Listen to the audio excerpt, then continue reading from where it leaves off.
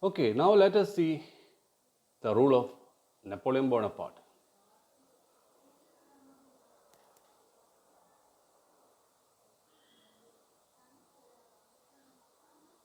He became first consul by assuming absolute power. He changed the organization as well. Instead of 5 directors, now it was 3 councillors, and these 3 councillors will elect one council. And he was the first council, and then later, you see his power and influences, he became a dictator, a monarch, a dictator, an autocratic ruler. Now, there were so many changes. The tenure of Napoleon was from 1799 to 1815. During Napoleon's rule, there were many changes happened.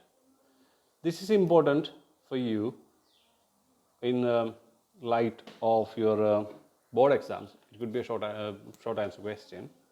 So write down the points and remember how to explain them, right? So the main changes happened during Napoleon's rule. The first was autocracy. He became a monarch, he became a dictator. He gave no freedom. He had believed in iron hand, and whoever he think was a enemy, he just destroyed them, just killed them. So it was autocracy. Autocratic rule came back during the time of Napoleon. That was a big negative of Napoleon's rule. But next one, or one of the best thing happened during the rule of Napoleon was civil code. It is also known as the Napoleonic Code. It came in 1804. So, Civil Code of 1804, which was giving emphasis on equality before law, abolishment of privileges based on birthright, right to property for French citizens. These were the main 3 points in Napoleonic Civil Code. So, it is equality before law, abolishment of privileges, and right to property. Remember all these points. It was a big step in the right direction as far as France was concerned. Next one is simplified administrative divisions, which we said in results of French Revolution. This was one of the results. It came through Napoleon as well, because in between it was removed. Remember, all this time there were two forces: one supporting the autocratic rule of the royal monarchy, another supporting the revolutionaries. So there was the revolutionists and there was the loyalists. Fourth point. Next point was fifth. He removed guild restrictions. As regional administrative system, it was removed. End of feudal system and serfdom. He finished once forever the feudal system and serfdom as well. He improved transport and communication.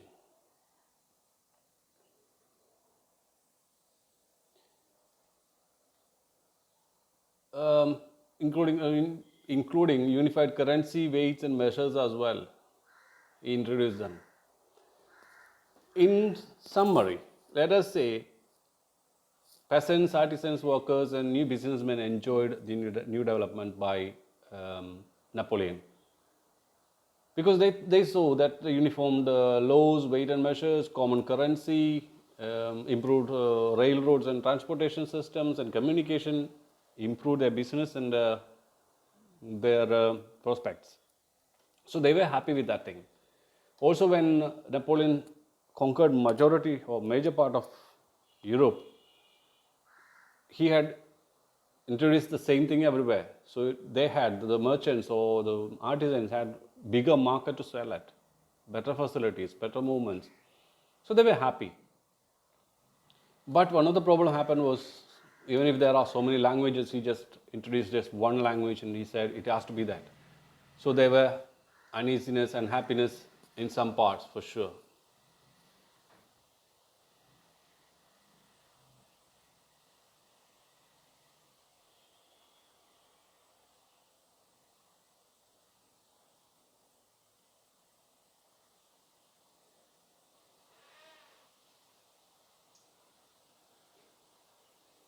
Now let us see the drawback of Napoleonic rule. First drawback, he increased the tax to cover the expenses. Second one, censorship. It was a major problem with every dictator. First thing they are going to do is censorship on printed media uh, or expression of ideas. Such censorship is the first thing any dictator will stop, means will introduce. And on printed media and ideas, there was censorship by Napoleon, which made people not so happy. Third issue was the forced military enrollment. Since he was fighting so many wars, he needed everybody to join army, and it was compulsory, which people didn't like. They were against it. And then lack of political freedom. People realize so many things are good, still they are not free. They already had the taste of freedom, and when it was taken away from them, they were not happy. So these all actually made Napoleonic rule to fail. But in the end, in 1815, it was a war against the major players. When he lost it, that's when Napoleonic rule ended. Everybody was trying to gain upper hand in Europe, and that's why these wars were happening between France, Austria, Prussia, Ottoman, and England. Also, Russia was involved as well. So this is a summary of Napoleonic rules. So please remember, the changes during Napoleonic War is important, and drawbacks of it is important at the point of view of your exams. Hope you understood. If there is any doubt, please let me know. I'll be more than happy to assist. And we will be continuing with our online quizzes, but when you do the quizzes, please ensure that you are doing it only once so that everybody gets a chance, and do it more serious. I can get the marks online and I am getting it, and I'll be publishing it from next time onwards. Thank you very much. Have a good day.